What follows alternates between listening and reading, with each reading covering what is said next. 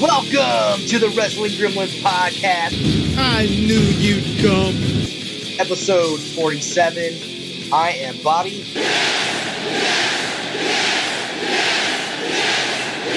I am flying solo tonight.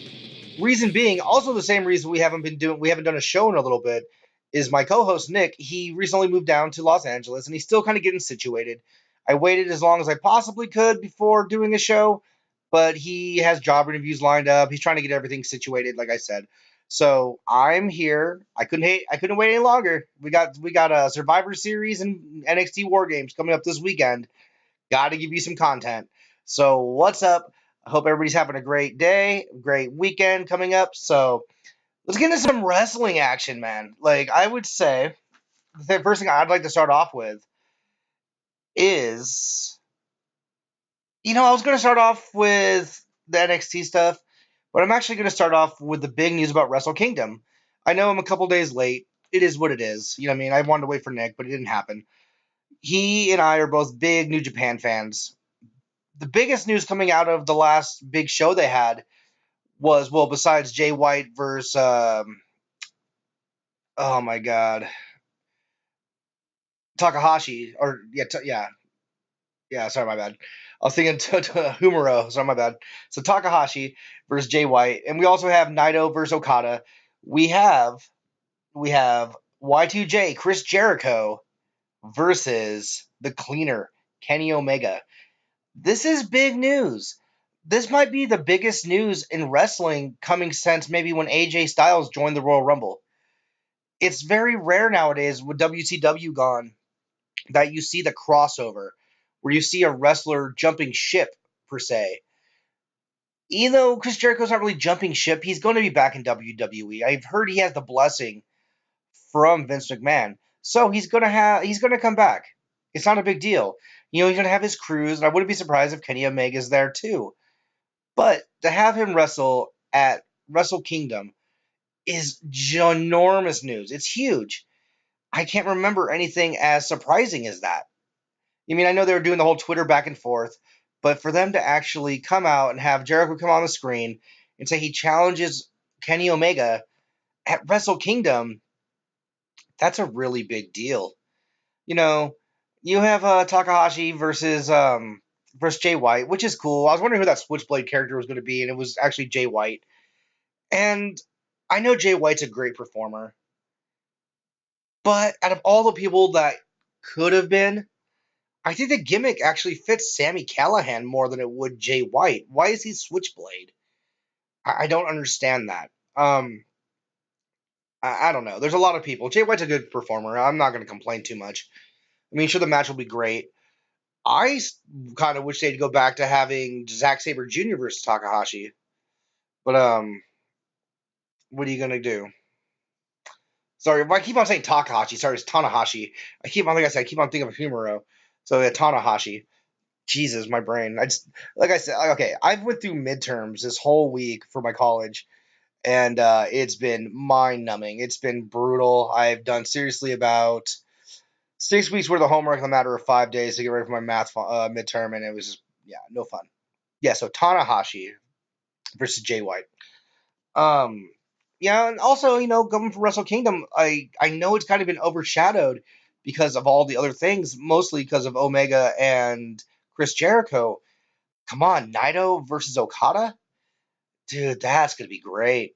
And then here you have the four-way of, you got Marty Scurll, Will Ospreay, Kushida, and Takahashi.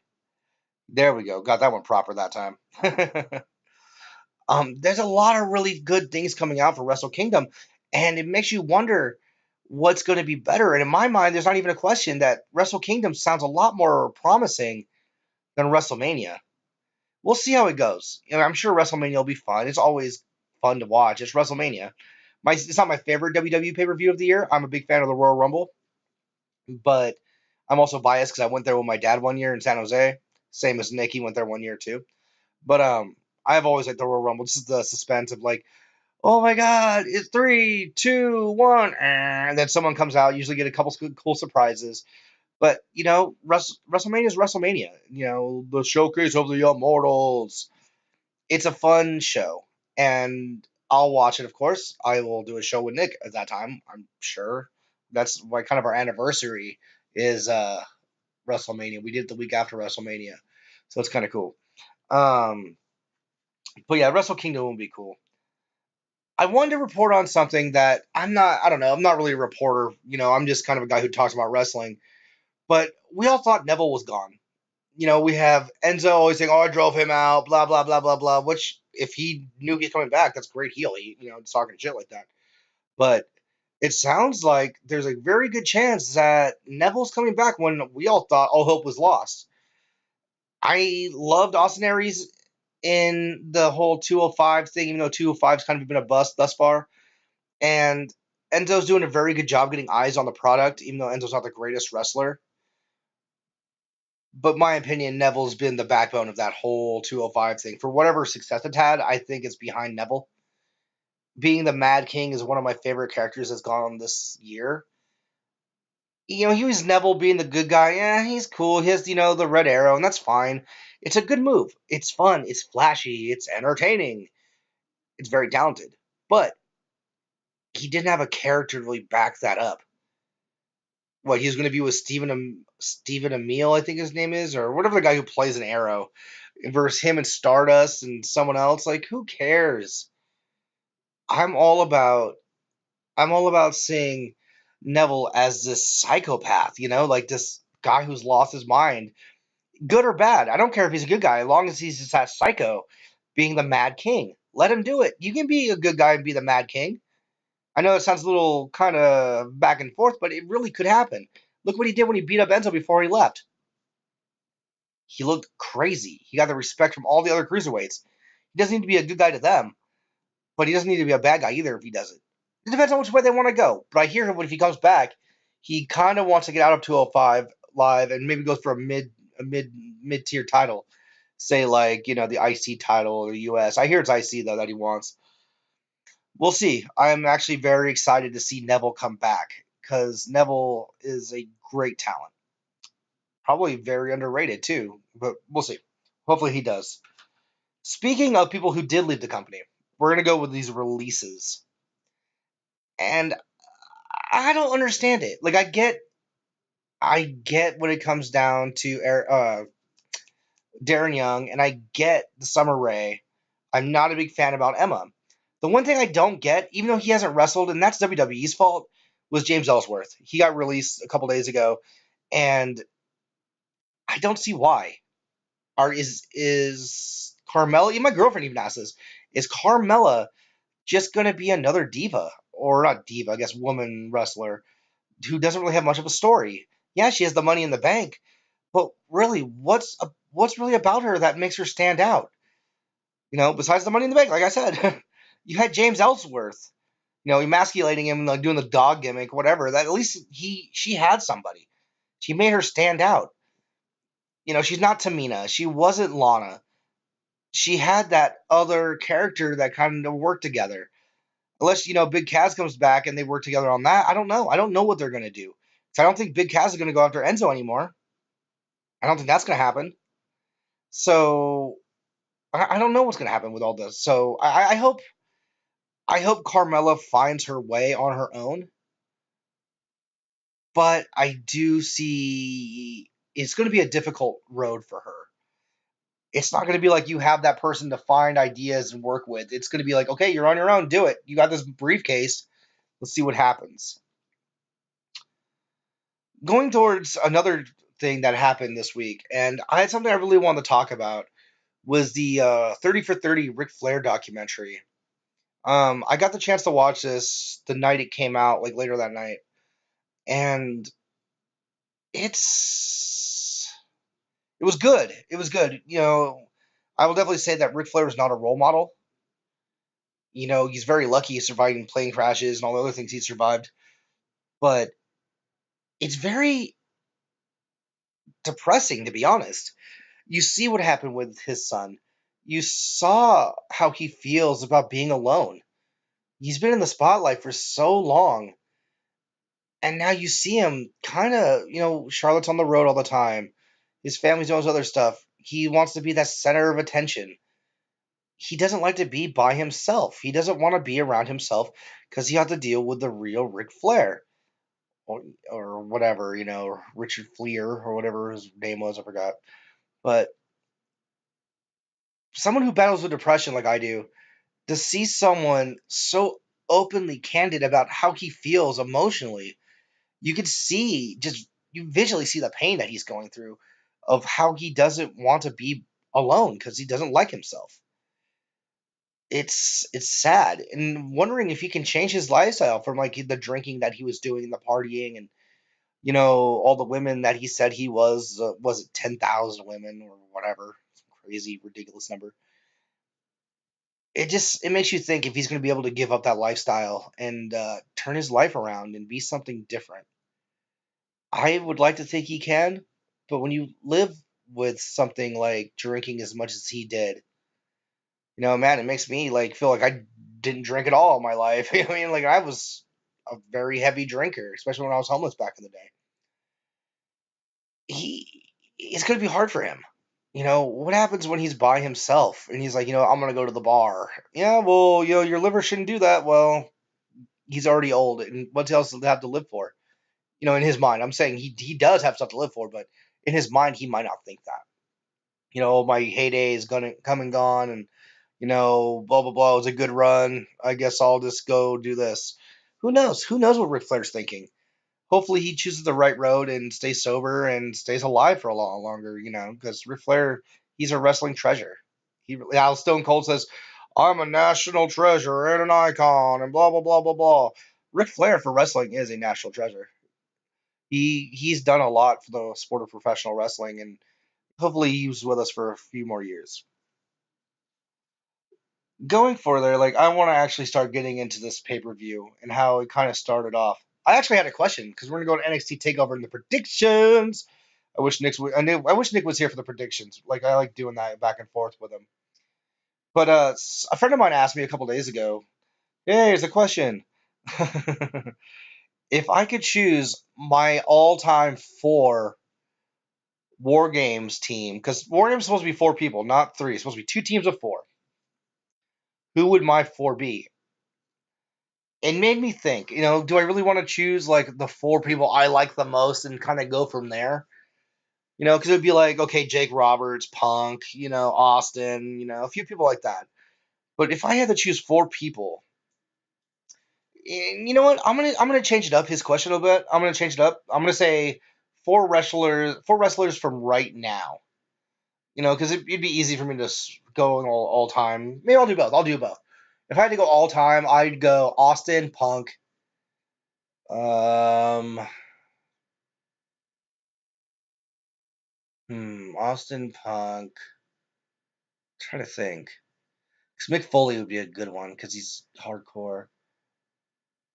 Rob Van Dam because that's another one of my favorites. And I would say Raven. Let's go Raven. You mean, kind of a little hardcore element. Not a lot of big guys in there. Austin would have to be the heavy hitter for sure. But that would be my four. Hopefully, hopefully the other team isn't full of like Braun Strowman, Big Show, Kane, and Undertaker people. Hopefully it's not like that. But for nowadays, if I had to choose four people to be my War Games team, I will choose Aleister Black, Braun Strowman because he's huge and actually somebody who'll go kill people for me.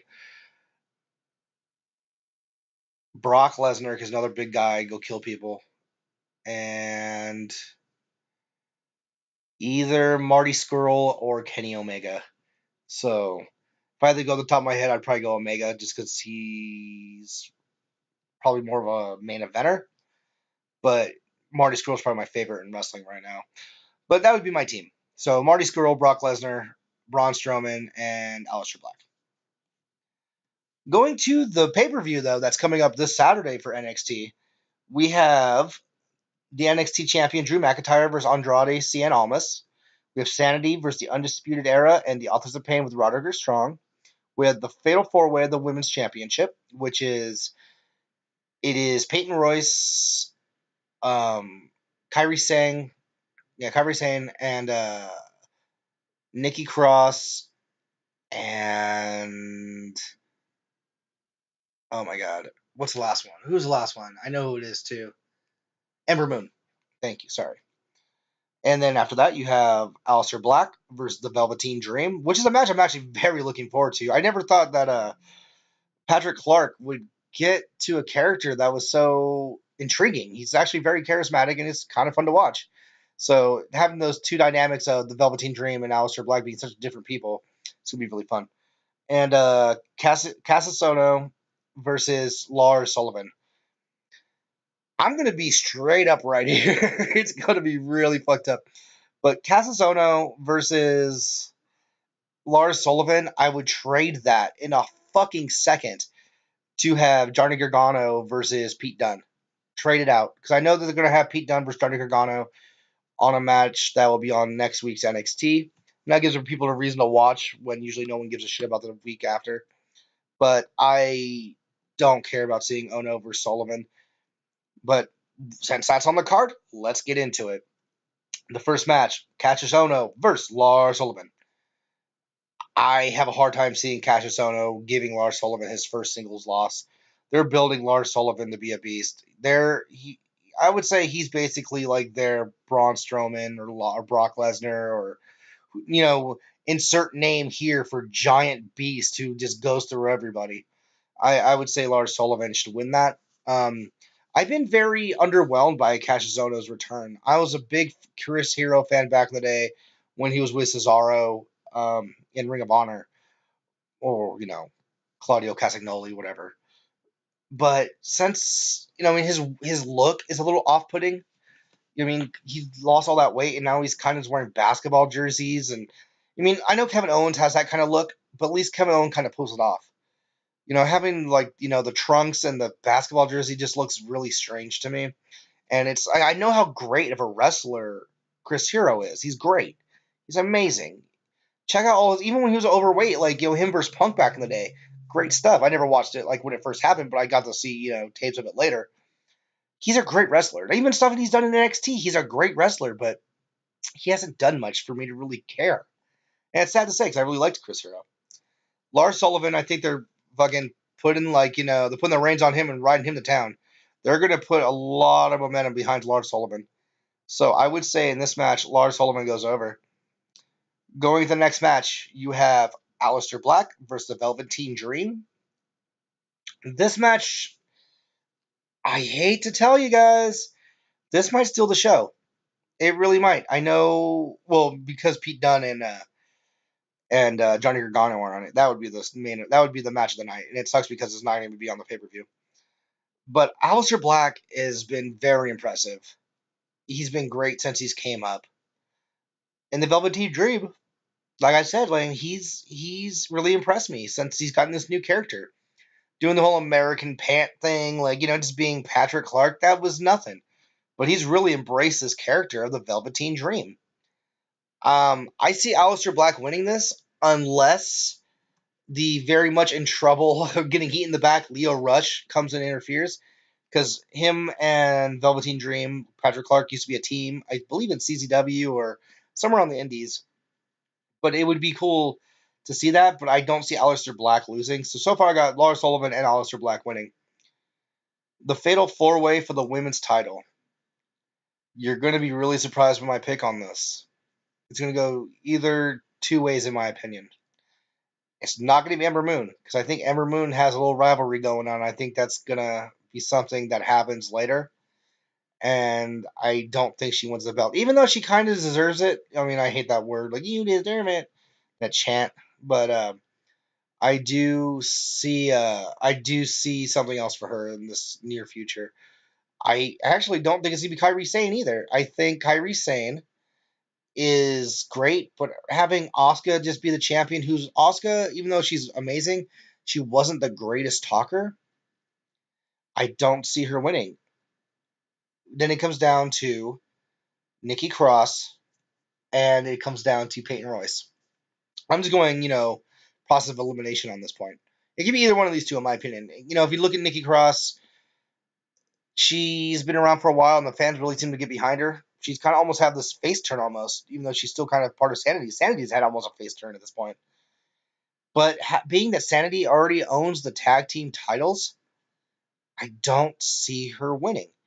Which brings down to my pick of the night, Peyton Royce. What if Peyton Royce sneaks away with this title? She's probably the best on the mic compared, well, I mean, in her Australian accent. She's more charismatic on the mic than all three of these people. Nikki's crazy and yells a lot.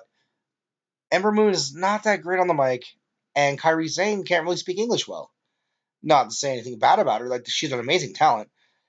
But if you really think, then they can build a story between the iconic duo. Like, oh, I'm the NXT champion and you're blah, blah, blah. You think you're better than me. And then maybe at one of these WrestleManias, like events with NXT, you can have the iconic duo face each other. And then you can take the belt off her, but that still gives her something. So I'm going to go with my wild card pick of Peyton Royce to actually win the championship at NXT TakeOver War Games. Houston. Is it Houston or San Antonio? I think it's Houston. Um, Next, you have the War Games match itself of Sanity versus, which would be Alexander Wolf, Eric Young, and I'm trying to remember his not his real name, he's not Big Damo anymore. It's Killing Dame, Killington Dame, or yeah, whatever, Killington Dame.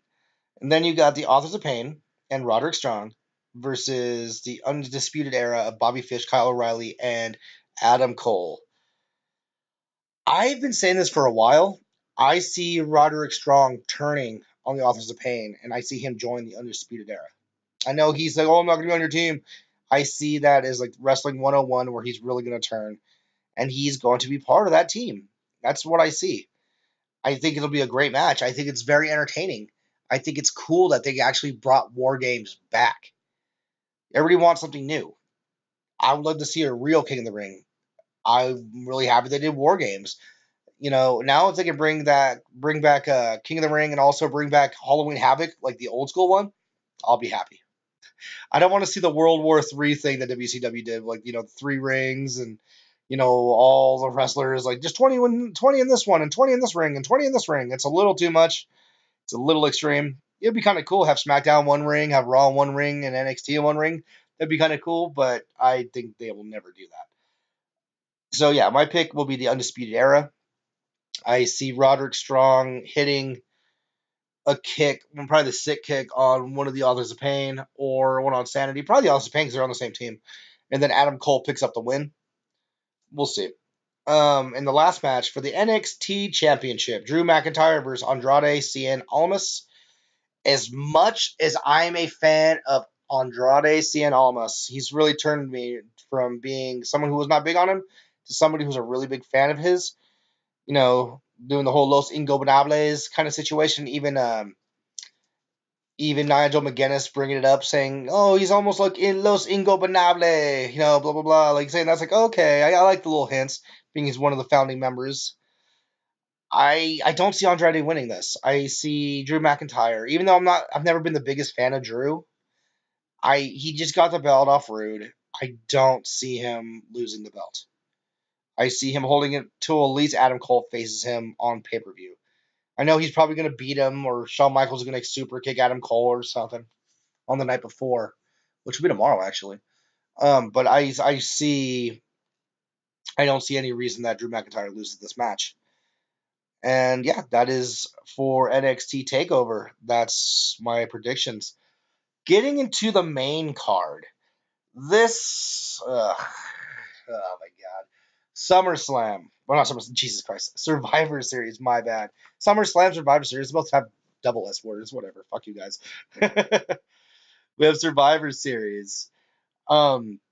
This was a lot worse on paper a couple days ago. Now it's a lot better. And I think there's gonna be a lot of returns on this. 2 of them are British, but I will get into that when we get there. First, actually, the first one's part of it. The WWE Cruiserweight Championship: Enzo Amore versus Kalisto. The match itself, also this is a kickoff show, by the way. Um, Actually, you know what? I don't think Neville will come back here. I think Neville will save this for Raw. But there'll probably be more people watching that than the pre-show. If this is like, the regular show, I would say, okay, he'll come in then. But it's a pre-show match, so I don't see Neville coming back for this match at least. Um, but we have Enzo versus Kalisto, and I don't see any reason to take the belt off of Enzo. Kalisto is no one really cares. I'm sorry, no one cares about Sin Cara. No one cares about Kalisto. You want to bring in some luchadors who actually people give a shit about? Get Pentagon Jr. I know he wouldn't be as cool as he is, in Lucha Underground or even on the Indies, but people give a shit about him. You're bringing two people like Sin Cara, who's not even the real Sin Cara, who's Mystico, or I think that was the guy's name in AAA. So you got like basically, what was his name that Sin Cara turned into? He was Macho and Hunico. Yeah, he was Hunico. So you got Hunico basically, and then you got Kalisto, who's a guy they've had with him for a while, and then he's done NXT too. But no one really cares. They're not really charismatic. They botch a lot. No one cares about those two. I'm sorry. You have a better chance with Rich Swann because Rich Swann's at least entertaining. Kalisto when he's on point, he's good, but he's failed so many times in my eyes. It's kind of hard to see him in a serious light. So my pick in that match will be Enzo Amore, probably by cheating, which is what he does. That night, or I would say tomorrow, or not tomorrow, Sunday or Monday, which I'm probably going to end for Monday. I think Neville comes back. And so, maybe they'll challenge each other next pay per view or something. Who knows? The next match is the Intercontinental Champion, The Miz, versus United States Champion, Baron Corbin, or Snoring Corbin, Balding Corbin, whatever you want to call him. His hair is getting ridiculous, even worse. See, a lot of these matches, it's kind of hard to predict, but at the same time, it's not because you want to keep it even. You don't want to have it so one sided that no one really thinks it's going to happen one way or the other. I see the Miz winning this because of the Miz Taraj, but at the same time, do you really want to make Baron Corbin look weak? Uh, I'm going to go the Miz on this, but I would not be shocked if Baron wins. So that's one for Raw right there. The next match. This is what I really want to talk about. See, if you guys watched SmackDown Live this last Tuesday, it was Charlotte versus Natalia, and Natalia lost the belt. That didn't automatically. If you look on the matches on the WWE Network or the WWE.com, they don't have Natalia replaced in the 5 women match, so there's a blank spot. They held Paige off Raw because it was not a surprise. I think Paige ends up being on Team SmackDown. I'm not sure if that's a good thing or a bad thing because I don't see Team SmackDown winning.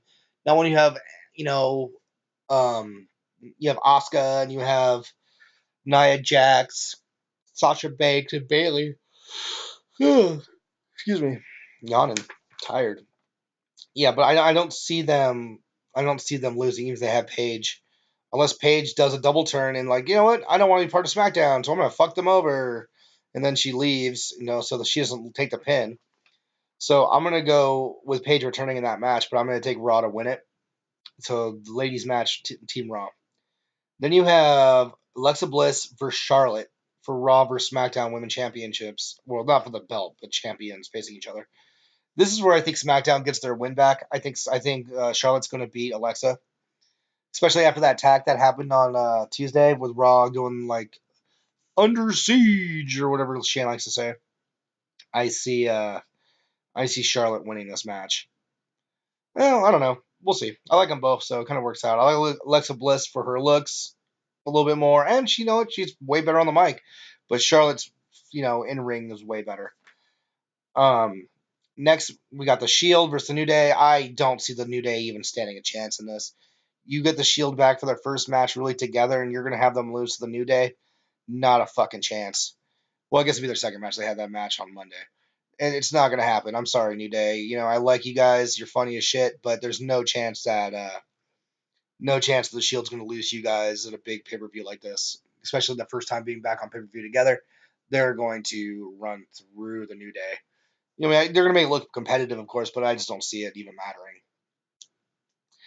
After that, You got the Raw Tag Team Champions of Cesaro and Sheamus, aka The Bar, versus the Usos. Welcome to the Uso Penitentiary, as they'd like to say. I think there's another win for SmackDown. I think the Usos beat The Bar. You gotta have matches where, you gotta have matches where SmackDown looks a little bit strong. Even though Raw has the better competitors in 9/10 of these matches, you gotta have, some kind of equality to this because no one's gonna take SmackDown seriously. They just get blown out.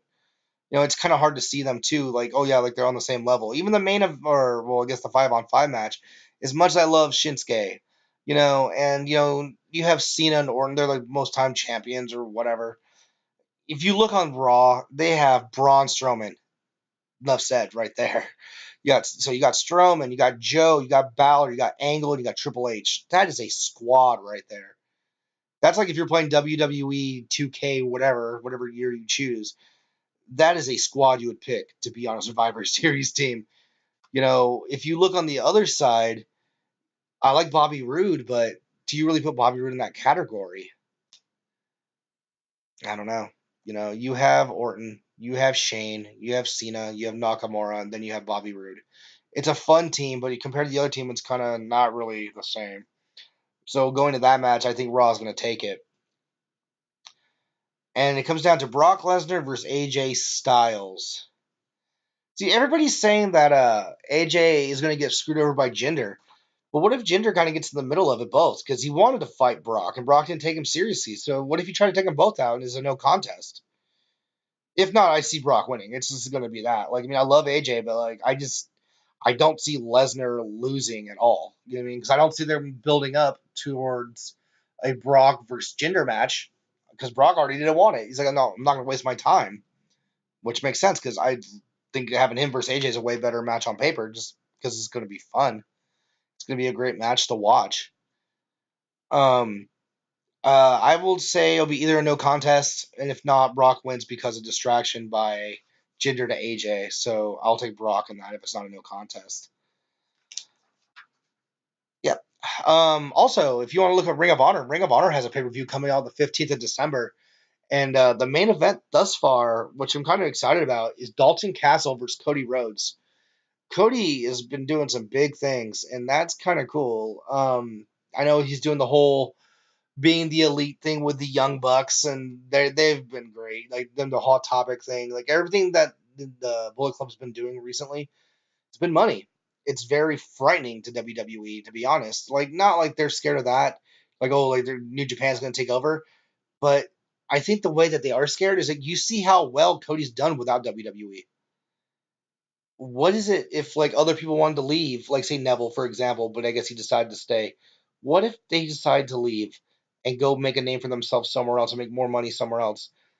I think that's great because then you'll have, wrestlers want to go somewhere else and make another product huge and give WWE some real competition, but that's going to take a long time. Nick thinks New Japan's going to be the best thing in, like over the next year. He's going to take over. I think it's going to take a lot more time than that because WWE's been so established. But New Japan's coming back next year, for another tour over in LA. Nick says he's going to be getting tickets for sure. He also wants to get tickets for PWG, but we'll see if that happens. I think he'll get the New Japan for sure, but PWG is so hard to do. Um, yeah, there's a lot of really good things going on for wrestling, and I'm very excited to see where this road to WrestleMania goes, and also very excited to see where the road to Wrestle Kingdom goes. I want to keep the show short. I just want to kind of give a prediction show today. Because I'm burnt out from just doing this whole crazy week of midterms. So, and I know Nick will be here next show. At least I'm assuming he will be. He's almost all settled in. He wanted to do the show, but he has a job interview tomorrow morning. He has to get ready for and all that stuff. So I'll let him take his time, get back in the rhythm of things. We've all been through moving. Moving's hard. You got to like relocate and then find where everything is. Just finding where the store is can be difficult at some point. It's like, okay, where's your routine? You're used to getting in your car, driving to the corner store, or driving to school, or driving where you guys need to. Well, when you move to a totally different area, you got to just kind of get your brain kind of in the habit of knowing where to go. Still kind of getting unpacked. Like everything is Nick's done, even getting his internet up. He wouldn't be able to do a show without the internet. That was the first issue too. Now he actually has internet, so he's good. Um, so yeah, Nick should be on next show for 48. But check out some other shows in the meanwhile, man. And also sign up for their Patreon. Check out Wrestling Soup and the Don, Tony, and Kevin Castle show and Solo Monster Sounds Off. Get on their Patreon. They're all great shows. I mean, I know Solo Monster doesn't give you much of the extra content besides on his like YouTube channel, but dude, he does so much work and he does it, for the goodness of his heart. And give him some money. He deserves it, man. He's been sick and still doesn't miss a show, like really sick, like hospital sick, like dying. It's like he was like in the hospital recently. It's like, oh, I almost felt like I was having a heart attack. Like Jesus, man, I feel bad that I missed a show. And dude, that guy's missed a show in years. And Don, Tony, and Kevin Castle, they haven't missed a show in God knows how long. Wrestling Soup, they're great guys, and they always give you great content. So you throw them $5 a month, and you get extra shows through those shows. That's cool. I wish we can do that. We have a hard enough time getting on weekly. But yeah, check them out. So check out their Patreon. Oh, Dark Chronicles too. Like, Trez is tight. Also, Wrestling Soup got John Draper. He's cool as fuck. So yeah, check out all those guys. Also check out Knuckle Up. If you want some really good wrestling news, check out NoDQ.com and Riff, Jeff Meacham, all those guys. And for us, if you want to find us on YouTube under the Wrestling Gremlins podcast. This will be episode 47. Also find us under Wrestle Gremlins on Twitter. And also, the Facebook, we don't do much on there. You can find us on the Wrestling Gremlin podcast. And for Nick, who's not here, I am Bobby. And I hope you all have a great Survivor Series weekend. And also, happy Thanksgiving from the Gobbly Gooker. All right. Good night.